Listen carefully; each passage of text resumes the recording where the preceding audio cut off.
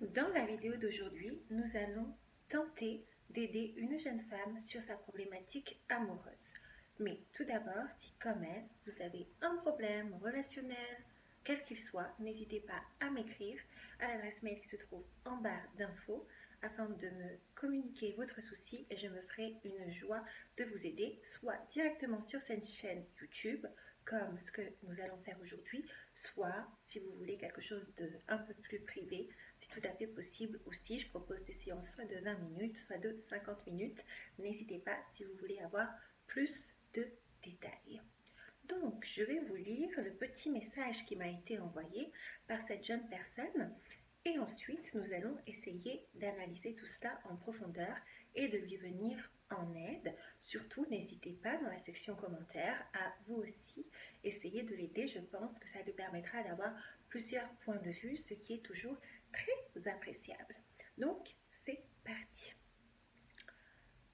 Le début s'intitule comme ça. Je m'appelle Lisa, donc c'est un nom d'emprunt. J'ai 18 ans et je suis ta chaîne depuis presque ses débuts. Alors ça, c'est vraiment adorable. Merci beaucoup, beaucoup. Ça me fait trop plaisir. Je viens ici t'écrire pour t'exposer mon souci. Comme tu dis expressément en vidéo qu'il nous est possible de te contacter pour que tu traites nos soucis s'ils te paraissent évidemment comme tels, directement en vidéo suite à l'envoi d'un mail, alors me voilà. Exactement, et tu as très bien fait de le faire. Je vous enjoins à faire de même. Si vous avez un petit souci, n'hésitez pas. Donc, je t'explique la situation qui se divise en deux points assez distincts, mais qui se rejoignent toujours au niveau de mes relations sentimentales. Le premier, c'est que je ne sais comment me faire désirer. Je suis quelqu'un d'hypersensible, qui m'attache vite et qui a peur de l'abandon. Du coup, j'ai tendance à me rendre très disponible, très à l'écoute et j'en attends également beaucoup des autres. J'idéalise aussi énormément et même si je vois des red flags, je ne sais pas dire stop, arrêtez. Et même si je suis en phase de flirt saine, je ne sais pas comment rendre accro un homme à la façon dont ils le font avec moi, avec ce jeu du chaud-froid. Alors, même si je suis consciente qu'être très vrai dans mon attitude est un avantage parfois, en termes de séduction, je sais que les hommes aiment le challenge, quitte à ce qu'il faille fausser un peu un éloignement pour les faire un peu court-circuiter, entre guillemets, et nous vouloir à leur tour. Cependant, je ne sais pas comment jouer ce jeu. J'aimerais apprendre, j'aimerais également savoir mettre des stops. Comment m'affirmer en tant qu'objet de désir, qui sait dire également non, alors que mon tempérament m'amène souvent à avoir peur que l'autre décroche. Comment avoir ce charisme dans mon attitude? Donc ça, c'est le premier point. Le second point, c'est la pratique pure. Je suis dans une situation un peu scabreuse. En effet, il s'avère que j'ai habité un an à Paris, de mai à octobre de cette année. J'ai travaillé dans une boutique et comment dire que je me suis fortement rapprochée de mon boss de 28 ans. Cela a duré 2 semaines. Avant mon départ, je suis retournée vivre chez mes parents à plusieurs centaines de kilomètres. Et il était clair qu'il s'agissait entre nous d'un plan, entre guillemets.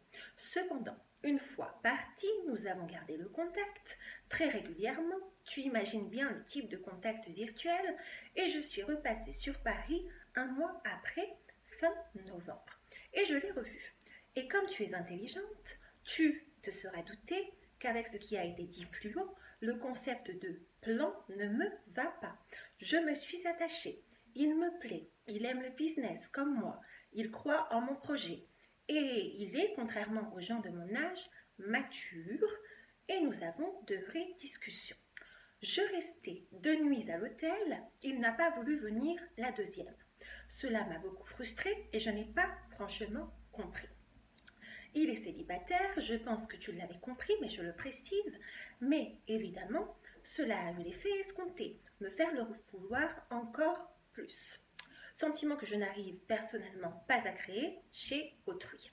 Je suis ensuite repartie et nous restons toujours sans contact. Je lui ai demandé si nous nous reverrions et il m'a dit « Si toi et moi ne sommes pas en couple, alors nous pourrions nous revoir. » Et ça m'a blessée, à tort, car c'est moi qui étais d'accord avec lui au début. Et c'est moi qui ai brisé cette entente. Je ne me sens absolument pas légitime de lui dire ce que je ressens et je sais que cela est immature. Je crois pas, mais je n'ai pas envie de le faire. Complètement sortir de ma vie. Je ne sais pas quoi faire car j'ai également conscience que les projets de vie sont différents à nos âges. Quoi que je sois marginale quant à mes projets, je m'en rends bien compte, 18 ans ou pas. La distance n'est pas quelque chose que je pense être un obstacle non plus, mes parents eux-mêmes vivant à distance. Ils se complaisent réellement dans leur histoire. Mais qu'en est-il de lui quant à tous ces facteurs décalés de la norme? Bref, je ne sais pas quoi faire, garder le silence et arrêter doucement de lui parler pour ne pas être en foi réelle ou lui dire tout ce que je ressens, quitte à le perdre totalement. Merci de m'avoir lu. Eh bien, merci à toi, vraiment chaleureusement, de nous avoir partagé ton histoire. C'est très courageux. Premier point que je souhaite aborder, déjà, bravo, parce que tu écris très bien. Je pense que ça a été clair pour tout le monde, limpide, et c'était agréable à lire. Donc, merci beaucoup à toi.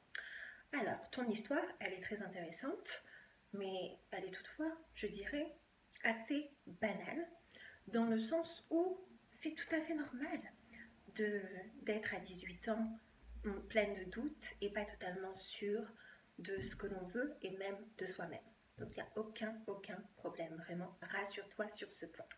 Donc, quant au premier point que tu veux souligner, qui est celui où tu nous dis que tu ne sais pas comment créer chez un homme ce sentiment de désir ou de manque ou de souffler le chaud et le froid comme eux savent le faire avec toi. Ma réponse, elle sera très simple. Elle ne tient qu'à quelques lignes vraiment. Je pense, et ça vaut pour tout le monde, que vous ayez 18 ans, 30 ans, 50 ans, 60 ans, peu importe. Si un homme, ou si une femme, peu importe, ça va dans les deux sens, mais en l'espèce, si un homme ne vous apprécie pas pour la femme que vous êtes, si vous avez besoin de fournir des efforts constants et plus qu'outre mesure pour susciter son intérêt, il n'est pas le bon pour vous. Moi, je pense sincèrement qu'une histoire d'amour ne peut pas sainement commencer par des jeux de chaud et de froid, des stratagèmes à se dire « Eh bien, écoute, je vais essayer de lui répondre 3 heures plus tard, je ne vais pas lui répondre ce soir, mais demain, comme ça va créer le manque chez lui. » Je pense que, honnêtement, ça n'est pas sain. Ça n'est pas sain et ça n'est pas comme ça que tu vas réussir à rendre un homme amoureux. Tout simplement, l'homme qui sera le bon pour toi, l'homme qui tombera amoureux de toi, il tombera amoureux de la personne que tu es le plus fidèlement possible. Tu n'auras rien à faire. Quand ce sera le bon, tu ne te poseras pas toutes ces questions. Parce que le fait d'être simplement toi suffira à l'avoir rendu accro, suffira à l'avoir accroché à toi. Si tu dois toujours ruminer, toujours te poser des questions pour constamment susciter encore et toujours son intérêt, je pense que cela n'est pas jouable pour toi. Parce que le jour où, en fait, tu vas arrêter de jouer un jeu avec cet homme, de te comporter comme une autre, le jour où tu deviendras réellement la femme que tu es, sans calcul de ta part, eh bien, il va cesser de te montrer de l'intérêt parce que, en fait, il sera tombé amoureux d'une autre, de celle que tu prétendais être, pour qu'il conserve son niveau élevé de manifestation d'intérêt pour toi. Je pense que ça n'est pas du tout la bonne solution. Donc, mais c'est normal.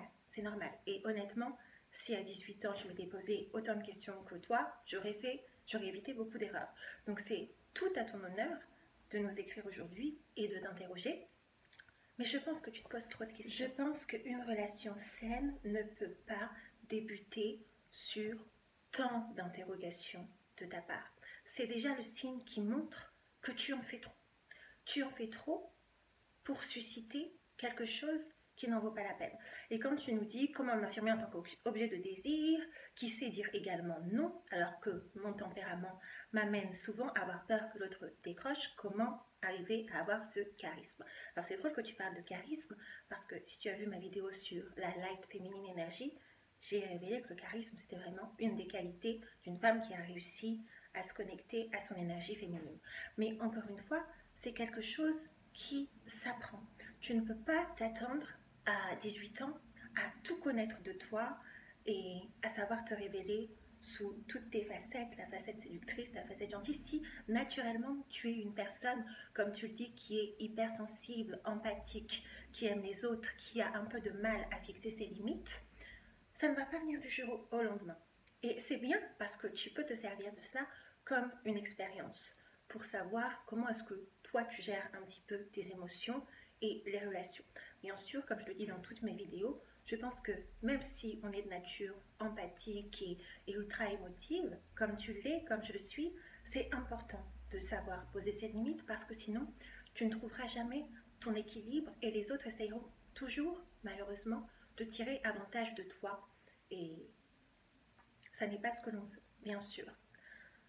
Donc, pour ta première partie, à 18 ans, on n'est pas censé tout connaître de la séduction, etc. Ça s'apprend. Et le fait que tu en sois déjà consciente, c'est le pas pour toi. Je ne me fais aucun souci sur le fait que tu arriveras à devenir la femme que tu souhaites être, mais ne te dis pas, s'il te plaît, que le problème vient de toi. En l'espèce, le problème là ne vient pas du tout de toi. Et tu n'as pas à élaborer un plan pour séduire un homme. Si l'homme en question est le bon, le fait d'être simplement toi-même, la femme que tu es, rayonnante, empathique, joyeuse, suffira. Cela suffira à le séduire. Tu n'as pas à te poser 36 000 questions. Ce que tu fais là, c'est contre-productif. Donc arrête, je ne crois pas qu'il y ait de jeu de chaud et de froid à élaborer. Si cet homme veut jouer, il faut qu'il sache qu'il jouera seul. Donc, quant à la question vraiment sur cet homme de 28 ans que tu as rencontré donc dans le cadre professionnel. Alors, déjà, le premier point, moi, qui m'interroge, c'est qu'il a 28 ans, oui, 28 ans, et toi, 18. Alors moi, je n'ai aucun problème avec la différence d'âge. Pour moi, l'amour n'a pas d'âge, pas de frontières, pas de couleur, bref, aucun souci. Mais si tu veux, cela m'aurait moins dérangé, entre guillemets, si par exemple tu m'avais dit que c'était toi qui avais 28 ans et lui 38, ou toi 38 et lui 48. Parce que 18 ans, ça te place tout de suite dans une position de vulnérabilité. Et j'entends très bien que tu sois quelqu'un de mature, etc. Bien sûr, et je ne remets pas en cause cela. Je pense, oui, à la lecture de ce que tu nous as écrit, que tu es quelqu'un de mature et de plus mature que les jeunes de ton âge. Mais la question qu'il faut se poser, c'est qu'est-ce qu'un homme de 28 ans espère d'une pseudo-relation, parce qu'on y reviendra plus tard, avec une jeune femme de 18 ans? Est-ce qu'il n'a pas envie, comme je le disais, de tirer à son profit bien une position dans laquelle il est naturellement en avantage? Et ça, c'est le problème.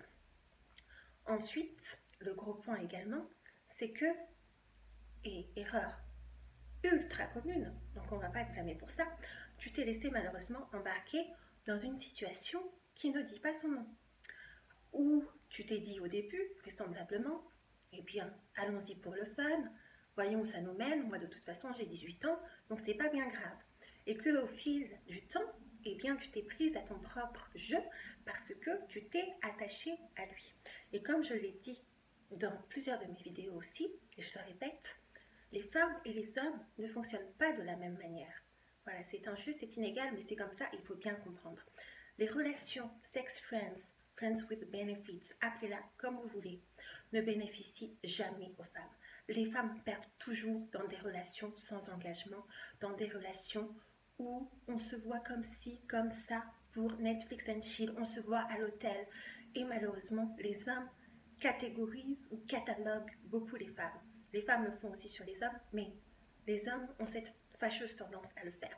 Alors si vous avez pris l'habitude de vous voir uniquement à l'hôtel, alors je ne sais pas, tu ne nous en as pas dit plus, je ne sais pas si vous vous voyez aussi autre part, si vous faites des activités, si vous sortez, mais si vous vous voyez uniquement dans l'intimité, a fortiori dans un hôtel, je pense, et je veux vraiment pas te blesser en disant ça, surtout pas, mais je pense qu'il t'a catégorisé et que ça va être extrêmement difficile pour toi de renverser la tendance et de lui apparaître maintenant comme une jeune femme avec laquelle il puisse bâtir quelque chose de plus sérieux.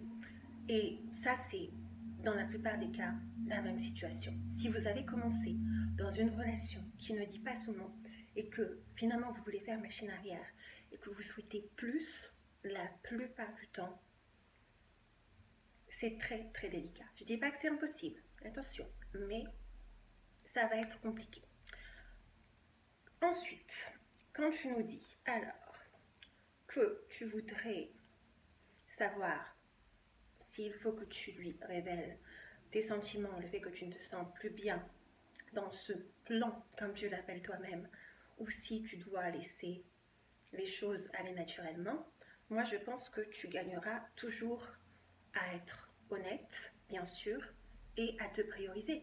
Qu'est-ce que j'entends par là? Toi, tu n'es plus satisfaite dans cette relation. Donc il n'est pas question que tu t'enfermes là-dedans. Évidemment, je pense qu'il faut que tu le lui dises. Le mieux, comme de ce que j'ai compris, vous ne vous voyez plus aussi régulièrement du fait de la situation géographique, eh bien, le mieux, ça n'est pas de lui dire par SMS ou par téléphone, si vous avez une possibilité peut-être de FaceTime ou alors de vous voir dans la réalité, de lui faire comprendre, écoute, moi, je ne me sens plus à l'aise dans cette relation, néanmoins, je t'apprécie beaucoup en tant que personne et je n'aurais pas envie que tout s'arrête là définitivement, mais cette relation seulement intime ne me va plus. Et je voudrais voir si on pourrait essayer quelque chose d'autre, toi et moi. Et tu vois sa réaction. Pas du tout dans l'animosité ou dans le reproche. Vraiment très calme, très sûr de toi. Et ce sera peut-être l'occasion de faire un peu mettre au jour ton côté assurée et séductrice en disant moi je sais ce que je veux, et surtout en toi n'ayant pas l'état d'esprit de je lui laisse toutes les cartes en main, en te disant en définitive ce sera moi qui prendrai la décision, parce que si sa réponse ne me convient pas, eh bien je serai fixée et ce sera à moi de me dire que un homme qui ne sait pas ce qu'il veut ou qui ne peut pas m'apporter ce que je veux n'est pas le bon pour moi. Donc ce sera à toi de t'extraire, d'avoir ce courage. Bien sûr, je comprends que quand on est attaché à un homme, on n'a pas envie que ça s'arrête, définitivement. Mais je pense que tu ne peux pas faire autrement. S'il n'est pas capable de te dire qu'il veut plus avec toi, qu'il est aligné sur tes besoins, tu devrais arrêter de lui parler pendant un certain temps. Oui, c'est dur, mais de toute façon, le fait que tu arrêtes de lui parler, soit il reviendra et il s'interrogera, il se dira que oui, en fait, tu es une belle personne et qu'il a envie de faire plus avec toi, soit il passera à autre chose et tu seras fixé, et toi aussi tu te diras, mais il n'en valait pas la peine finalement, j'ai pris cette relation comme une expérience, elle m'a apporté, mais ça ne valait pas plus que cela, et tu seras réellement fixé. Mais surtout, vraiment, la chose importante, c'est de ne pas lui laisser à lui prendre la décision. Dis-toi que toi, tu reçois sa réponse et que ensuite tu la prends et tu vois ce que tu en fais de positif pour ta vie amoureuse. Après, j'entends bien aussi que tu as des parents qui vivent une relation à distance et dans laquelle tout se passe bien. C'est merveilleux et je pense que tes parents sont des personnes qui sont très intelligentes d'une part et qui s'accordent une confiance mutuelle absolue.